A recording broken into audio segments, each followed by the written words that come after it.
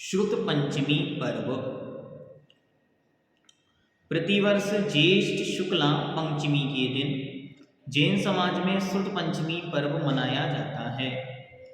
इस पर्व को मनाने के पीछे एक इतिहास है जो इस प्रकार है। वीर निर्वाण संवत 614 में आचार्य धरसेन काठियावाड़ स्थित गिरिनगर गिरनार पर्वत की चंद्र गुफा में विराजे थे। जब वे बहुत वृद्ध हो गए और अपना जीवन अल्प जाना, तब सुत की रक्षार्थ उन्होंने महिमा नगरी में एकत्रित मुनि संघ के पास एक पत्र भेजा। तब मुनि संघ ने पत्र को पढ़कर दो मुनियों को गिरनार नगर भेजा। उन्होंने पत्र में लिखा, मैं द्वादशांग के 12वें अंग के जो 14 पूर्व हैं, उन पूर्वों के भी किसी अंग का ज्ञाता हूँ। पूर्वांग के भी अल्प, उसमें भी कुछ भाग के भी ज्ञाता थे। और मुझे दिखाई देता है कि अब मेरे बाद यह ज्ञान लुप्त हो जाएगा, इसलिए कोई योग्य होनहार शिष्य हमारे पास भेज दीजिए जिन्हें मैं ये ज्ञान दे दूँ। तब तक लिखने की कोई परंपरा प्रचलित नहीं थी। सारा ज्ञान श्रुत परंपरा से, श्रुत मतलब होता है सुनकर, गुरु पढ़ाते थे, शिष्य सुनकर उसे ग्रहण करते थे, ऐसी परंपरा चलती थी। वे मुनि विद्या ग्रहण करने में तथा उनका स्मरण रखने में समर्थ थे, अत्यंत विनयी, शीलवान तथा समस्त कलाओं में पारंगत थे।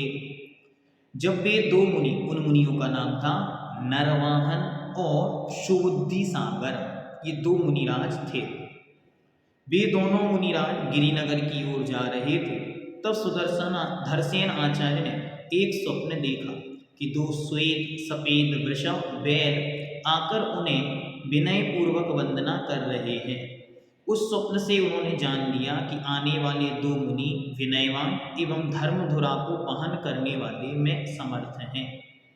तब उनके मुख से अनायास ही जयदु सूय देवता, श्रुत देवता जयवंत हो, ऐसा आशीर्वादात्मक वचन निकल पड़े। दूसरे दिन दोनों मुनियों ने आकर सर्वप्रथम विनय पूर्वक आचार्य चरणों की वंदना की। 2 दिन तक श्री धरसेन आचार्य ने उनकी परीक्षा की। परीक्षा के अनंतर उन्होंने एक मुनि को एक अक्षर न्यून कम वाला मंत्र दिया और दूसरे मुनि को एक अक्षर अधिक वाला विद्या मंत्र देकर 2 उपवास सहित साधने को कहा। ये दोनों मुनिराज गुरु के द्वारा दिए गए विद्या मंत्र को लेकर उनकी आज्ञा से तीर्थंकर नेमिनाथ की सिद्ध भूमि पर जाकर नियम पूर्वक अपनी अपनी विद्या को सिद्ध करने लगे। जब उनकी विद्या सिद्ध हो गई, तब वहां उनके सामने 2 देवियां प्रकट हुई। उनमें से एक देवी की एक ही आंख थी, तो दूसरी देवी के दांत बड़े बड़े थे। देवियों को देखते ही मुनियों ने समझ लिया कि निश्चित ही मंत्र में कोई त्रुटि है, और त्रुटि को शुद्ध कर उन्होंने पुनः विद्या मंत्र सिद्ध करना प्रारंभ कर दिया। उसके फलस्वरूप देवियां अपनी यथार्थ स्वरूप में प्रकट हुई और बोली, हे नाथ, आज्ञा दीजिए, हम आपका क्या कार्य करें। तब दोनों मुनिराजों ने कहा, देवियों, हमारा कुछ भी कार्य नहीं, हमने तो केवल गुरुदेव की आज्ञा से विद्या मंत्र की आराधना की। ये सुनकर वे देवियां अपने अपने स्थान पर चली गईं। दोनों मुनियों की योग्यता को गुरु ने जान लिया कि सिद्धांत का अध्ययन करने के वे योग्य पात्र हैं। तब आचार्य ने उन्हें सिद्धांत का अध्ययन कराया। यह अध्ययन आषाढ़ शुक्ल एकादशी को पूर्ण हुआ। उस दिन देवों ने उन दोनों मुनियों की पूजा की। एक मुनि के दांतों की विषमता को दूर कर उनके दांत कुंद पुष्प के समान सुंदर करके उनका नाम पुष्पदंत नामकरण किया। पहले उनके नाम थे नरवाहन और सुबुद्धि सागर, बाद में उनकी दंत पंक्तियों को ठीक किया देवों ने और उनका नाम रखा पुष्पदंत। और दूसरे मुनिराज भी भूत जाति के देवों ने शूरनाथ, जयघोष, गंधमाला, धूप आदि से पूजा कर भूत बलि नाम घोषित किया। भूत बलि मतलब होता है पूजा, भूतों के द्वारा की गई है पूजा जिनकी। कुछ दिन बाद श्री धरसेन आचार्य ने अपनी मृत्यु का समय निकट जानकर शीघ्र ही योग्य उपदेश देकर दोनों मुनियों को कुरीश्वर नगर की ओर विहार करा दिया। तब भूतबली और पुष्दंत मुनि ने अंकलेश्वर गुजरात में आकर वर्षावास चातुर्मास किया। वर्षावास बीतते ही पुष्दंत आचार्य तो वनवास देश और भूतबली द्रविड़ देश को विहार कर गए। पुष्दंत मुनिराज महाकर्म प्रकृति प्रावृत का 6 खंडों में उपसंहार करना चाहते थे, अतः उन्होंने 20 अधिकार गर्भित सतप्रूपणा सूत्र को बनाकर शिष्यों को पढ़ाया और भूतबली मुनि का अभिप्राय जानने के लिए जिनपालित को यह ग्रंथ लेकर उनके पास भेज दिया।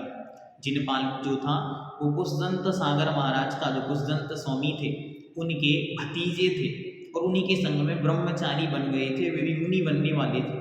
तो उन्होंने वो ग्रंथ लेकर पुष्दंत महाराज ने वो भूतबली महाराज के पास भेज दिया। आचार्य पुष्दंत एवं भूतबली ने 6000 श्लोक प्रमाण 6 खंड बनाए। एक पहला 6 खंड जिसे हम सटखंडागम भी बोलते हैं, 6 खंड वाला आगम। पहला खंड है जीव स्थान, दूसरा क्षुद्रक बंध, तीसरा बंध सौमित्व, चौथा वेदना खंड, पांचवा वर्गणा खंड और छठवां महाबंध। भूतबली स्वामी ने इस सटखंडागम सूत्रों को ग्रंथ रूप में बद्ध किया और ज्येष्ठ सुदी पंचमी के दिन चतुर्विध संग सहित कृतिकर्म पूर्वक महापूजा की। कृतिकर्म मतलब भक्तियां पढ़कर अच्छी तरह उनकी पूजा की। उसी दिन से यह पंचमी सुत पंचमी के नाम से प्रसिद्ध हो गई। तब से लेकर लोग श्रुत पंचमी के दिन सुत की पूजा करते आ रहे हैं। आचार्य भूतबली ने जिनपालित को सटखंडागम देकर आचार्य पुष्दंत के पास भेजा। वे अपने चिंतित कार्य को पूर्ण देखकर और सुत के अनुराग से चतुर्वेद के मध्य जिनवाणी की महापूजन कर हर्षित हुए। श्रुत और ज्ञान की आराधना का यह महान पर्व हमें वीतराग संतों की वाणी, तीर्थंकरों की पवित्र देशना, आराधना और प्रभावना का संदेश देता है। इस दिन श्री धवल, महाधवल, जय धवल, विजय धवल आदि ग्रंथों को विराजमान कर महामहोत्सव के साथ इनकी पूजन करना चाहिए। शुद्ध पूजन के साथ सिद्ध भक्ति और शांति भक्ति का भी इस दिन पाठ करना चाहिए। शास्त्रों की देखभाल, उनकी जिल्द कवर चढ़ाना, शास्त्र भंडार की सफाई आदि करना, इस तरह शास्त्रों की विनय करनी चाहिए।